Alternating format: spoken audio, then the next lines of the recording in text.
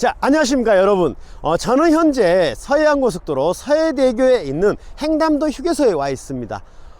지금 여기 제가 오늘 횡담도 휴게소를 소개할 게 아니고 이 서해안고속도로, 서해안고속도로가 우리나라 경제축, 관광축 엄청난 영향을 주고 있습니다. 우리나라의 최초의 고속도로는 서울과 인천을 잇고 있는 경인고속도로입니다. 그래서 인천항을 기점으로 해서 그 남동 공단이라든지 엄청난 개발이 이루어졌고요. 그 이후에 우리나라 정말로 경제의 핵을 그었던 고속도로가 1970년 7월 7일 견우와 직녀가 만나는 그 오작교에서 만나는 역사적인 경부고속도로 최종 완공이 이루어집니다.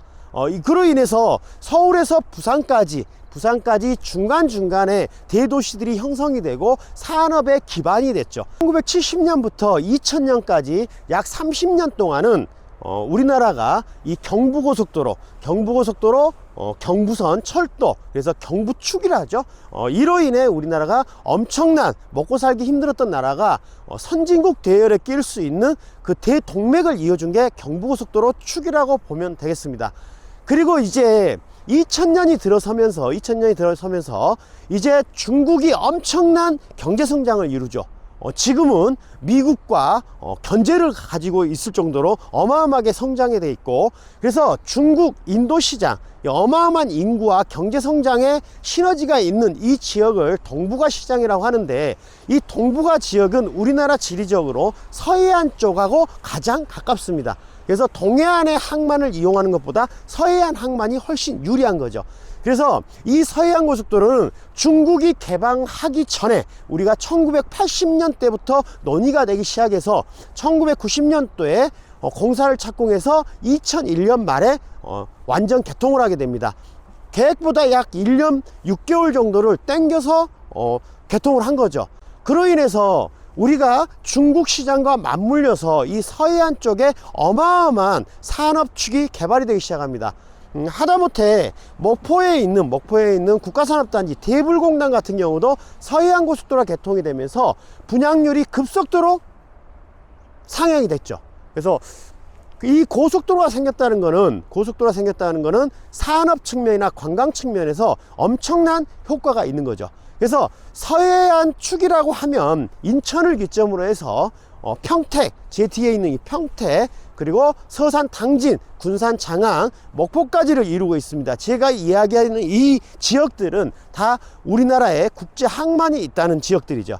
우리나라는 북쪽으로 막혀 있기 때문에 바닷길이나 하늘길 외에는 갈 길이 없습니다. 그래서 우리나라는 항만이 있는 곳을 축으로 해서 경제 성장을 이룰 수밖에 없었던 부분이고요. 그래서 제 뒤에 보이는 이쪽이 서해대교를 넘어가면 저희가 평택입니다. 그래서 저쪽 큰 배 세 척이 있죠. 저희가 평택항이죠. 그리고 저 배는 카캐리어라고 하는데 자동차 운반선입니다. 자동차 운반선. 그리고 이 서해대교는 정말 길죠. 총 거리가 7.3km입니다.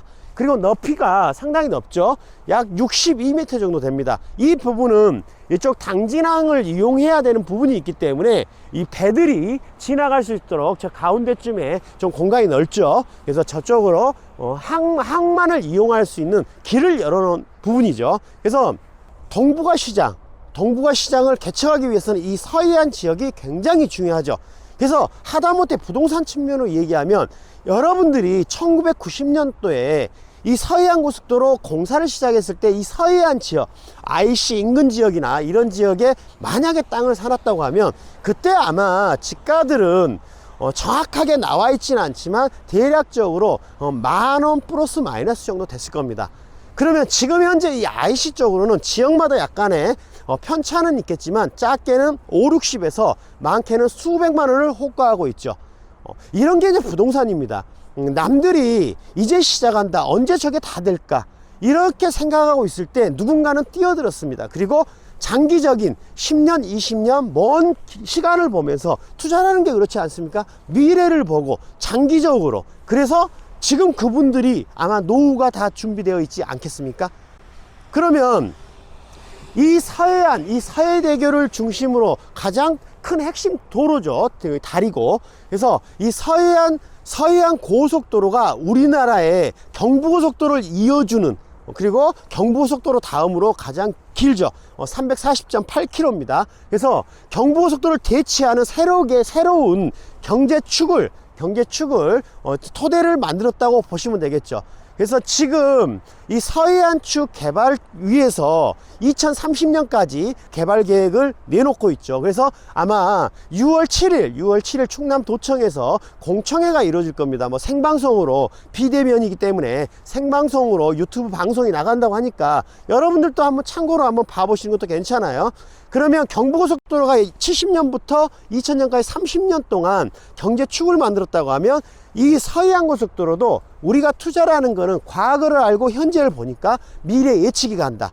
경부고속도로 70년대에 어땠느냐? 과거를 안다. 그리고 현재를 봤다. 그럼 서해안고속도로도 과거를 알고 현재를 봤다. 그럼 미래 2030년 때는 어떻게 될까? 그건 아무도 모릅니다. 서로가 예측을 할 뿐입니다. 그러면 경부고속도로 축, 그 정도의 비슷한 상황이 되어 있지 않을까? 많은 기업들이 이쪽으로 몰리겠죠. 그리고 중국 시장과 인도 시장에 엄청난 경제적인 시너지가 있는 쪽으로, 그래서 새만금이라든지 이런 대규모 국가 프로젝트도 서해안을 축으로 많이 만들고 있죠. 그래서 오늘은 제가 이쪽 서해안 고속도로를 설명하면서 경부고속도로 축, 서해안 고속도로 축, 그리고 많은 전문가들이 어떻게 볼지는 모르겠지만 우리가 미래적으로 이 서해안 축이 어느 정도 완공 시점에 개발이 다 진행이 될 시점이 되면 이제 다시 눈여겨봐야 될 곳이 이제 동해안 영동축이라고 저는 예측을 하고 있습니다. 그 이유는 그 다음 경제시장을 가장 크게 잡을 수 있는, 글로벌 시장에서 잡을 수 있는 거는 옛날 소비에트 연방 이 유라시아 쪽을 전문가들도 다들 지켜보고 있습니다. 그러면 유라시아를 기점으로 볼 때 가장 대한민국에서 가까운 지역은 강원도 동해 쪽이십니다. 영동 쪽이죠. 그러면 이 서해안 고속도로가 기점으로 해서 서해안축이 됐듯이 동해안 고속도로가 중심축이 돼서 진행이 되겠죠. 그러면 부동산 측면에서 본다면 먼 미래 10년, 20년, 30년 장기적인 나의 노후를 위해서 투자를 하신다고 그러면 영동 쪽 투자는 어떠실까 한번 이렇게 예측을 해 봅니다. 그래서 오늘 우리나라 경부축, 서해축, 그리고 동해축을 한번 두루두루 한번 예측도 해보고 살펴보았습니다. 그러면 다음 시간에 우리가 또 다른 좋은 지역 선정해서 다른 좋은 정보 알려드리도록 하겠습니다. 그럼 여러분 여기까지 하고 다음 주에 뵙겠습니다. 안녕.